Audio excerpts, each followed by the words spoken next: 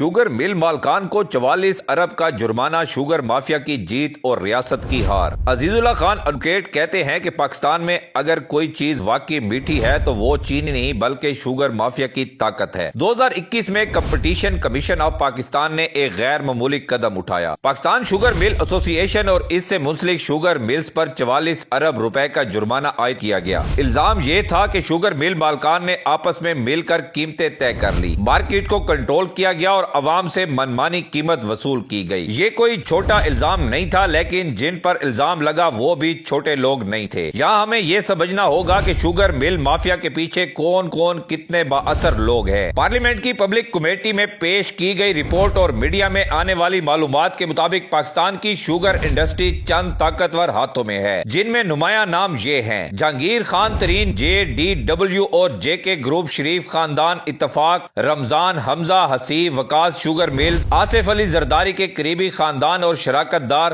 Ansari سیکرینڈ پینگریو sugar mill, Haroon Akhtar Khan, تاندلیا والا sugar mill, Fahmida Mirza خاندان، سندھ کی شوگر ملز اور دیگر با اثر صنعتی اور سیاسی خاندان جو ہر دور حکومت میں مفاد اٹھاتے ہیں۔ یہ تمام نام کسی الزام کے تحت نہیں لکھے جا رہے، بلکہ اس لیے کہ یہی وہ چہرے ہیں جن کا ذکر پارلیمانی کارروائی اور سرکاری رپورٹس میں ہوا ہے۔ اب سوال یہ ہے کہ جرمانہ تو لگا مگر وصولی کیوں نہ ہوئی؟ شوگر مل مالکان نے جرمانہ عدالت میں چیلنج کیا، معاملہ ٹریبونل اور پھر سپریم کورٹ پہنچا۔ سپریم کورٹ نے یہ نہیں کہا کہ شوگر ملز نے کارٹل نہیں بنایا، بلکہ یہ کہا کہ کمپٹیشن کمیشن نے فیصلہ دیتے وقت قانونی طریقہ کار میں غلطی کی۔ بس یہ ایک جملہ کافی تھا 44 ارب روپے کو ختم کرنے کے لیے۔ پبلک اکاؤنٹ کمیٹی نے جب شوگر ملز کے مالکان کے نام مانگے تو ملز کی فہرست دے دی گئی، مگر اصل مالکان کے نام مکمل طور پر سامنے نہ آ سکے، کیونکہ اگر نام کھل جاتے تو قانون ساز خود قانون کی زد میں آ جاتے، حکمران خود جواب دہ ہو جاتے۔ بس یہی وہ لمحہ تھا جہاں ریاست پیچھے ہٹ گئی۔ کمپٹیشن کمیشن قانون ہے مگر طاقت نہیں۔ کمپٹیشن کمیشن جرمانہ تو لگا سکتا ہے مگر گرفتاری نہیں کر سکتا، فوری وصولی نہیں کر سکتا، طاقتور سیاسی دباؤ کا مقابلہ نہیں کر سکتا۔ یوں ایک طرف جہانگیر ترین، شریف خاندان، زرداری خاندان جیسے اثر و رسوخ والے نام اور دوسری طرف ایک کمزور ریگولیٹری ادارہ۔ نتیجہ تو پہلے دن سے طے تھا۔ سچ تلخ ہے مگر واضح ہے، جب شوگر مل کا مالک پارلیمنٹ میں بیٹھا ہو، کابینہ میں ہو یا اقتدار کے قریب ہو، تو پھر چینی مہنگی بھی اس کی، سبسڈی بھی اس کی اور جرمانہ بھی آخرکار عوام کا۔ اگر 44 ارب روپے کا جرمانہ جہانگیر ترین، شریف خاندان، زرداری گروپ سے بھی وصول نہیں ہو سکتا تو پھر عام آدمی سے ٹیکس کیوں؟ یہ سوال صرف چینی کا نہیں، ریاست اور انصاف کا ہے، اور جب تک اس سوال کا جواب نہیں دیا جاتا پاکستان میں چینی سستی نہیں ہوگی، انسانی جان سستی ہوگی اور انصاف مزید مہنگا ہوتا جائے گا۔